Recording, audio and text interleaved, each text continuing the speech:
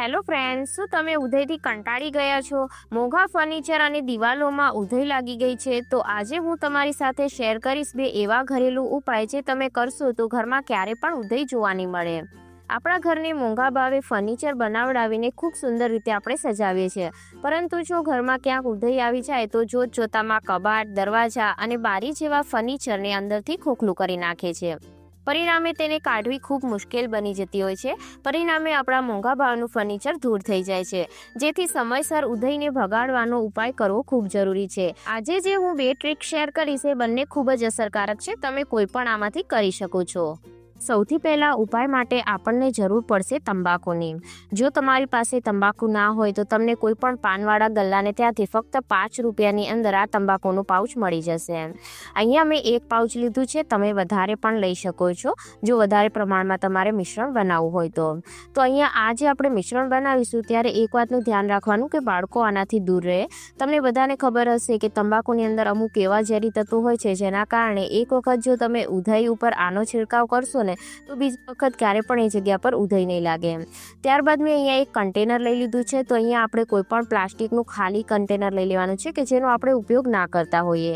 ત્યારબાદ આપણે જે તંબાકુ છે એને કાતરની મદદથી કટ કરી અને એની અંદરનું જેટલું પણ મિશ્રણ છે ને એ બધાને આપણે આ જે બાઉલ છે એની અંદર ઠાલવી દેવાનું છે. તો અહીંયા આ રીતના જો અમે અહીંયા મિશ્રણને ઠાલવી દીધું છે. હવે આપણે શું કરીશું કે હવે આપણે પાણી લઈશું.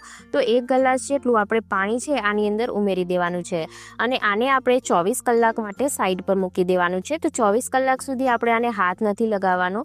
24 કલાક બાદ આનો કઈ રીતના ઉપયોગ કરવાનો છે એ હું તમને જણાવું. 24 કલાક બાદ તમે અહીંયા જોઈ શકો છો કે જે પાણીનો કલર છે એ ચેન્જ થઈ ગયો છે.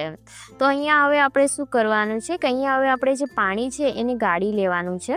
તો એના માટે અહીંયા મેં એક ગ્લાસ લઈ લીધો છે અને ત્યારબાદ આપણે એક ગરણી લઈ લઈશું. તો અહીંયા તમે જે યુઝ ના કરતા હોય એવી ગરણી લો તો વધારે સારું, અથવા તો તમે એને સારી રીતના ધોઈ અને યુઝ પણ કરી શકો છો. ત્યારબાદ આપણે જે પાણી છે એને ગરણીની મદદથી ગાળી લેવાનું છે અને તંબાકુ છે એને આપણે હટાવી દેવાનું છે. એનો આપણે કોઈ ઉપયોગ નથી કરવાનો. હવે જે તમે આ પાણી જોઈ રહ્યા છો એ પાણીનો કલર બિલકુલ પણ એકદમ ચેન્જ થઈ ગયો છે. ત્યારબાદ હવે આપણે એક સ્પ્રે બોટલ લઈ લઈશું અને સ્પ્રે બોટલની અંદર જે આ પાણી છે ને એને આપણે ભરી દેવાનું છે. તમે આ ઉપાય છે ને એક વખત કરશો ને તો તમને ઈધઈથી છુટકારો 100% મળી જશે. આજે જે હું બે ટ્રીક શેર કરવાની છું બંને ખૂબ ઇફેક્ટિવ છે અને જે બીજી ટ્રીક છે એનો બધો જ સામાન તમને ઘરમાં જ મળી જશે. તો એક વખત એ પણ જરૂરથી જોજો. તો જુઓ હવે આનો ઉપયોગ કેવી રીતના કરવાનો છે કે આપણા ઘરની અંદર જેટલું પણ લાકડાનું ફર્નિચર હોય અથવા તો જ્યાં પણ ઉધઈ લાગી હોય ત્યાં જગ્યા પર આપણે આ રીતના જે સ્પ્રે બોટલ છે એની મદદથી એને છિડકાવ કરવાનો છે. તો જે ઉધઈ હોય એને પહેલાં હટાવી દેવાની અને ત્યારબાદ આપણે એ જગ્યા પર આ રીતના સ્પ્રે કરવાનો. તંબાકુની અંદર જે ઝેરી તત્વો હોય છે એના કારણે જે ઉધઈ છે એનો નષ્ટ થઈ જાય છે અને એ જગ્યા પર ક્યારે પણ ઉધઈ નથી લાગતી. જે આપણા વુડનના દરવાજા હોય ત્યાં પણ આપણે આનો સ્પ્રે કરી શકીએ છીએ અને આને તમારે દરરોજ કરવાનો છે જેથી ઉધઈ બિલકુલ પણ ના લાગે. ત્યારબાદ હવે જોઈએ બીજો ઉપાય. તો બીજા ઉપાય માટે આપણને જરૂર પડશે વિનેગરની, જે આપણે ચાઇનીઝ જમવામાં ઉપયોગમાં લેતા હોઈએ છીએ. આ વિનેગર તમને ઇઝીલી કોઈ પણ કરિયાણાની દુકાનમાં 20 રૂપિયાની બોટલ મળી જાય છે. તો આનો ઉપયોગ આજે આપણે કરવાના છીએ. ત્યારબાદ હવે આપણને બીજું ઇન્ગ્રીડિયન્ટ્સની જરૂર પડશે એ છે લીંબુ, જે ઇઝીલી બધાના ઘરમાં અવેલેબલ હોય છે. જે વિનેગર છે એની અંદર એસિડ તત્વો હોય છે જેના કારણે ઉધઈને નષ્ટ કરવામાં એ મદદ કરે છે. ત્યારબાદ આપણે ગ્લાસની અંદર અડધું વિનેગર લઈ લેવાનું છે. તો જેટલા પ્રમાણમાં મિશ્રણ તમારે બનાવવું હોય એટલા પ્રમાણમાં તમે અહીંયા વિનેગરનો ઉપયોગ કરી શકો છો. ત્યારબાદ આપણે લીંબુનો રસ એની અંદર નિતારી લેવાનો છે અને ત્યારબાદ હવે આપણે એની અંદર ઉમેરી દઈશું પાણી. તો 1 ગ્લાસ જેટલું અત્યારે હું મિશ્રણ બનાવી અને તૈયાર કરી રહી છું. હવે આપણે આ જે મિશ્રણ છે એને સ્પ્રે બોટલની અંદર ભરી લેવાનું છે. આ ઉપાય પણ જો તમે કરશો તો પણ તમારા ઘરની અંદર જેટલી પણ ઉધઈ હશે બધી નષ્ટ થઈ જશે. બંને ઉપાય ખૂબ જ અસરકારક છે. તો બંનેમાંથી કોઈ પણ ઉપાય તમે કરી શકો છો.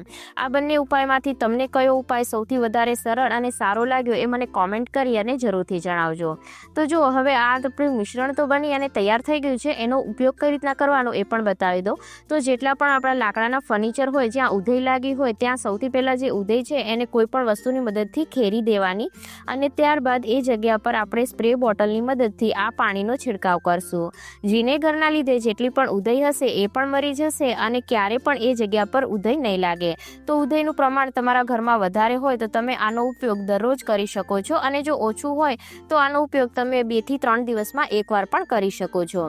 ત્યારબાદ જો દિવાલો ઉપર બી ઉધઈ લાગી હોય તો પણ તમે આનો છિડકાવ એવી જ રીતના કરી શકો છો। આજનો વિડીયો પસંદ આવ્યો હોય તો લાઈક અને શેર જરૂરથી કરજો।